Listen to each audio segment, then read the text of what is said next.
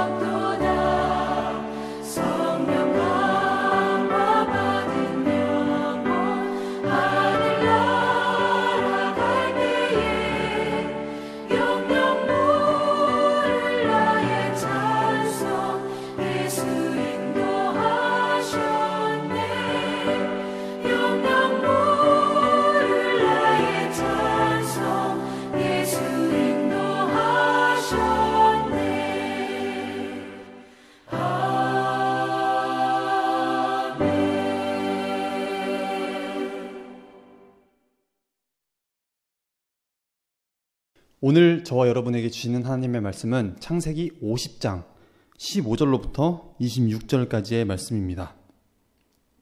창세기 50장 15절에서 26절까지 말씀입니다. 함께 읽으시겠습니다.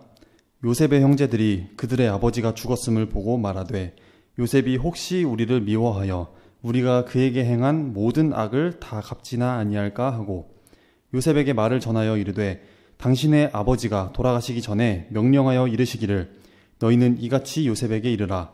내 형들이 내게 악을 행하였을지라도 이제 바라건대 그들의 허물과 죄를 용서하라 하셨나니 당신 아버지의 하나님의 종들인 우리 죄를 이제 용서하소서 하매 요셉이 그들이 그에게 하는 말을 들을 때에 울었더라. 그의 형들이 또 친히 와서 요셉의 앞에 엎드려 이르되 우리는 당신의 종들이니이다. 요셉이 그들에게 이르되 두려워하지 마소서. 내가 하나님을 대신하리이까. 당신들은 나를 해하려 하였으나 하나님은 그것을 선으로 바꾸사 오늘과 같이 많은 백성의 생명을 구원하게 하시려 하셨나니 당신들은 두려워하지 마소서. 내가 당신들과 당신들의 자녀를 기르리이다 하고 그들을 간곡한 말로 위로하였더라. 요셉이 그의 아버지의 가족과 함께 애굽에 거주하여 110세를 살며 에브라임의 자손 3대를 보았으며 므낫세의 아들 마길의 아들들도 요셉의 스라에서 양육되었더라. 요셉이 그의 형제들에게 이르되 나는 죽을 것이나 하나님이 당신을 돌보시고 당신들을 이 땅에서 인도하여 내사 아브라함과 이삭과 야곱에게 맹세하신 땅에 이르게 하시리라 하고 요셉이 또 이스라엘 자손에게 맹세시켜 이르기를 하나님이 반드시 당신들을 돌보시리니 당신들은 여기서 내 해골을 메고 올라가겠다 하라 하였더라. 요셉이 110세의 죽음에 그들이 그의 몸에 향재료를 넣고 애굽에서 입관하였더라.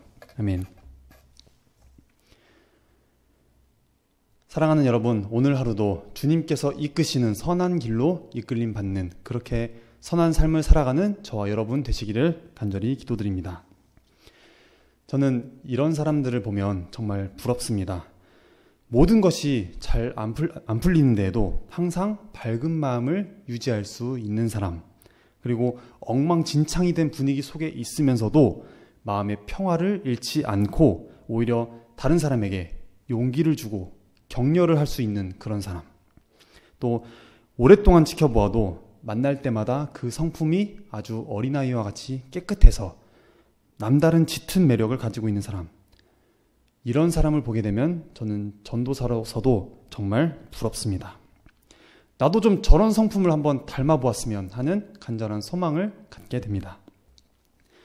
사랑하는 여러분, 우리에게 주어진 생명의 임무가 무엇입니까? 참되게 살아가는 것입니다. 올바르게 살아가는 것입니다.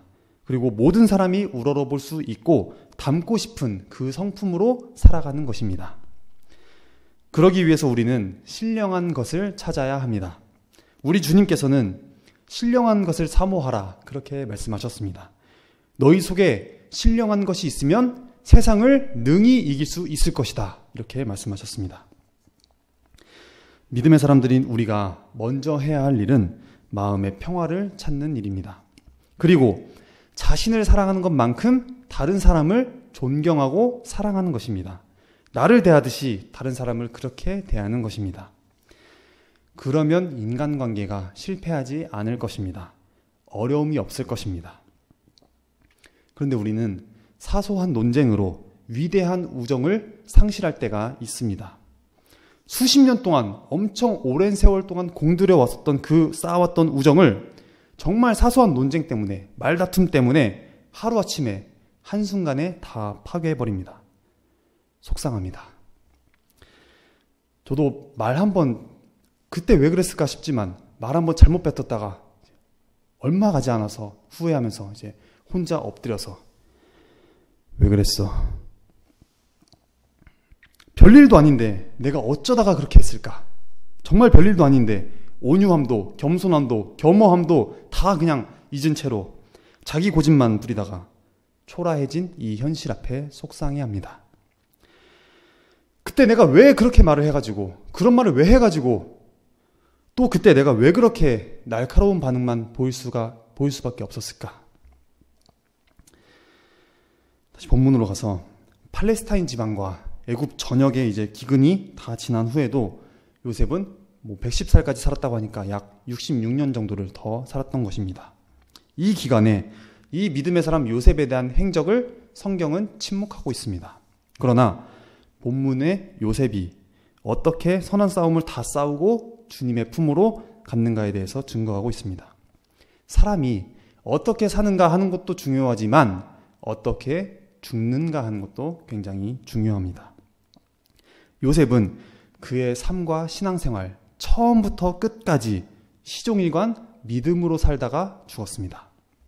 이런 요셉의 성공적인 믿음 생활의 비결은 그가 우리 하나님의 절대 주권을 믿는다는 데에 있었던 것입니다. 믿음에는 여러 가지 차원이 있습니다. 그 중에서도 가장 높은 것은 하나님의 주권을 믿는 것이라는 것입니다.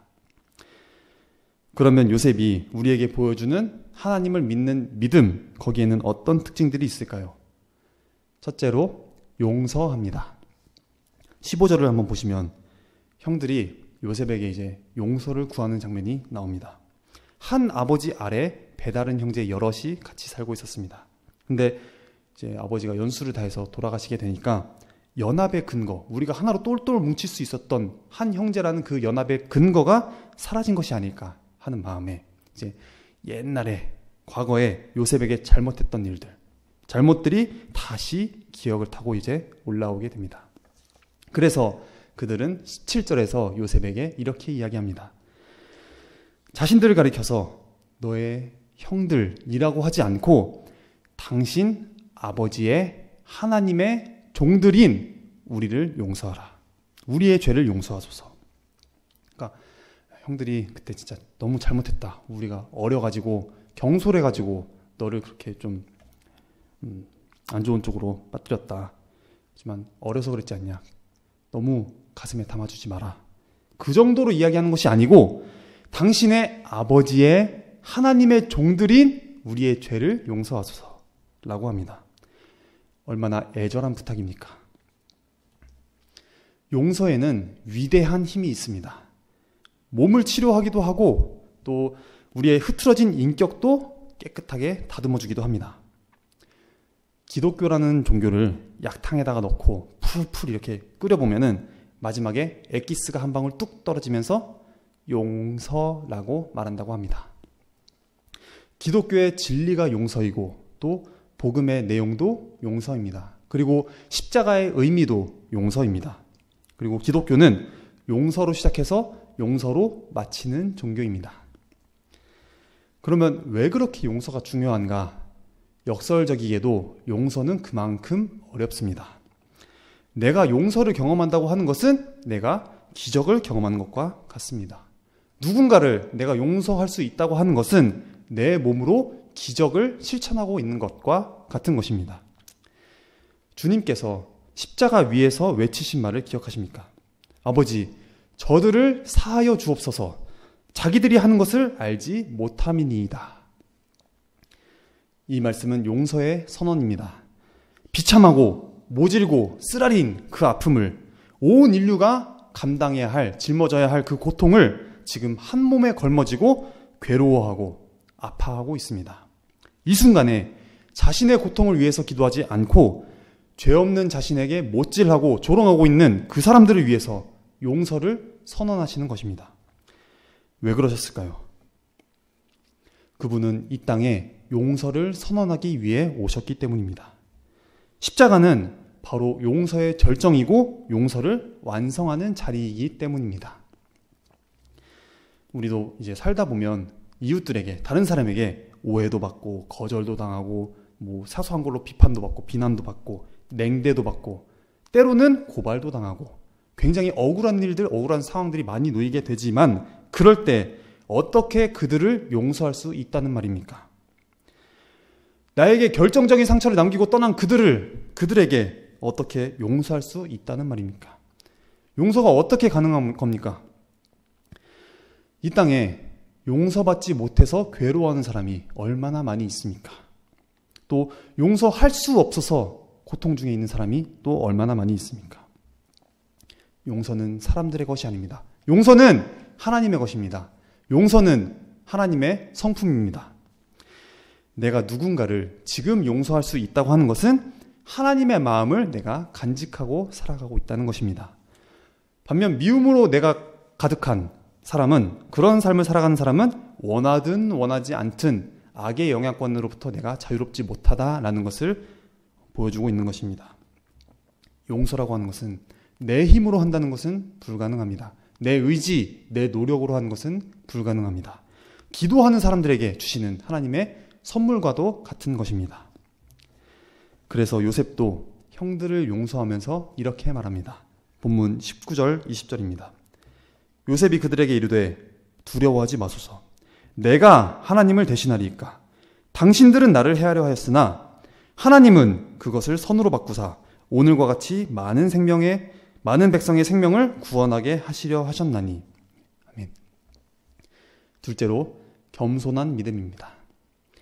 방금 읽어드린 19절을 보면 요셉은 야곱이 죽은 후에 보복당할 것을 두려워하는 형들이 이제 그들의 죄를 용서해달라고 하는 간곡한 부탁을 하는 말을 듣고 내가 하나님을 대신하리이까 라면서 형들을 위로합니다.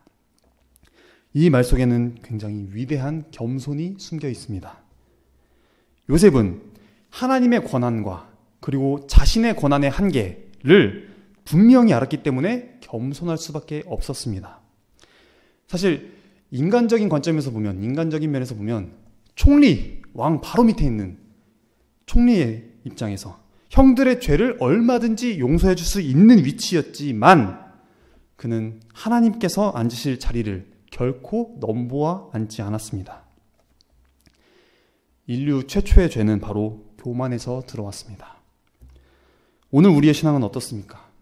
하나님과 사람 앞에서 겸손한, 요셉처럼 겸손함으로 그렇게 행하고 있는가 살펴보아야 하겠습니다. 셋째로, 범사에 합력하여 선을 이루는 것을 믿는 신앙입니다. 요셉은 형들이 악한 마음을 품고 자신을 노예로 팔았다고 할지라도 하나님은 그것까지도 합력하여서 선을 이루시는 분임을 믿고 고백하는 신앙입니다. 이처럼 하나님의 절대 주권, 그것을 믿는 신앙은 하나님께서 모든 것을 합력하여서 선을 이루시는 분으로 믿는 신앙입니다. 그렇기 때문에 현재 내가 겪고 있는 고난, 내가 겪고 있는 역경, 극한의 상황들이 다 하나님께서 나를 훈련하시는 과정 중 하나라고 믿는 것입니다. 그런 신앙입니다. 넷째로, 악을 선으로 갚는 신앙입니다. 21절을 한번 보시면 요셉은 형들의 자녀들을 자신이 기르겠다라고 말을 합니다. 이처럼 악을 선으로 갚는 그런 믿음이, 그러한 신앙이 바로 하나님의 주권을 믿는 신앙입니다. 원수를 갚는다고 하는 것은 하나님의 손에 달려있는 것이지 내가 할 일이 아니다 라는 것을 믿기 때문에 요셉은 자기의 손으로 복수를 하려고 하지 않고 원수를 갚지 않고 오히려 형들을 선하게 대했던 것입니다. 오늘 우리는 어떻습니까? 나에게 뭔가 조금이라도 손해를 끼치고 해를 입히는 그런 사람에게 복수하려는 마음부터 이렇게 들끓지는 않습니까? 요셉의 믿음이 얼마나 뛰어난 것인가 하는 점은 바로 그의 죽음 직전에 유언을 하는 것을 보면 잘 알 수 있습니다. 대개 마지막 순간에 남기는 유언은 그 사람의 평생 마음속에 담긴 말을 하기 때문입니다. 적어도 죽으면서까지 거짓말을 하는 사람은 없지 않습니까? 요셉은 형통한 삶을 다 보낸 후에도 그의 믿음이 이전과 다름이 없는 것을 그의 유언을 통해서 볼 수가 있습니다. 첫째로, 변치 않는 하나님의 권고를 믿는 믿음이었습니다. 24절을 보시면 요셉은 나는 죽을 것이나 하나님이 당신들을 돌보시고 당신들을 이 땅에서 인도하여 내사 아브라함과 이삭과 야곱에게 맹세하신 땅에 이르게 하시리라 라고 자녀들에게 권고하고 있습니다. 진실로 요셉은 사람으로서 갖는 유한성과 그리고 하나님께서 갖고 계신 무한성을 잘 아는 사람이었습니다. 그러므로 우리는 사람의 권고를 바라기보다 하나님의 권고를 바라고 의지하며 살아야 하겠습니다. 인생의 결정적인 위기들, 결정적인 상황들을 우리가 마주하게 되었을 때 변함없이 우리를 바른 길로 인도하시고 권고하시는 분은 하나님밖에 없기 때문입니다. 그래서 시편 기자는 시편 146편 3에서 5절에 이렇게 고백을 하고 있습니다. 귀인들을 의지하지 말며 도울 힘이 없는 인생도 의지하지 말지니 그의 호흡이 끊어지면 흙으로 돌아가서 그날에 그의 생각이 소멸하리도다. 야곱의 하나님을 자기의 도움으로 삼으며 여호와 자기 하나님에게 자기의 소망을 두는 자는 복이 있도다. 할렐루야. 둘째로, 약속의 성취를 굳게 믿는 믿음이었습니다. 다시 24절을 보시면 요셉은 하나님께서 한 번 약속하신 그 말씀은 반드시 이루시는 분이심을 굳게 믿었던 고백입니다. 그래서 요셉은 하나님께서 그의 조상들에게 약속하신 가나안 땅으로 그의 자녀들을 인도하실 것을 굳게 믿었습니다. 그는 하나님을 언약의 하나님으로, 신실하신 하나님으로 믿었던 것입니다. 셋째로, 항상 마음이 약속의 땅에 가 있는 믿음입니다. 25절을 보시면 그는 자신의 유골이 약속의 땅에 묻히게 될 것을 간절히 원하는 마음을 갖고 있었습니다. 이처럼 우리도 비록 육신을 입고 있지만, 육신을 입고 이 땅에 살고 있지만 마음은 항상 하늘나라에 가 있어야 하겠습니다.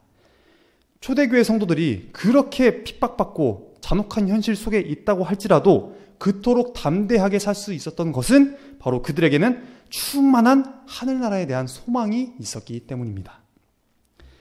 지금 우리는 어떻습니까?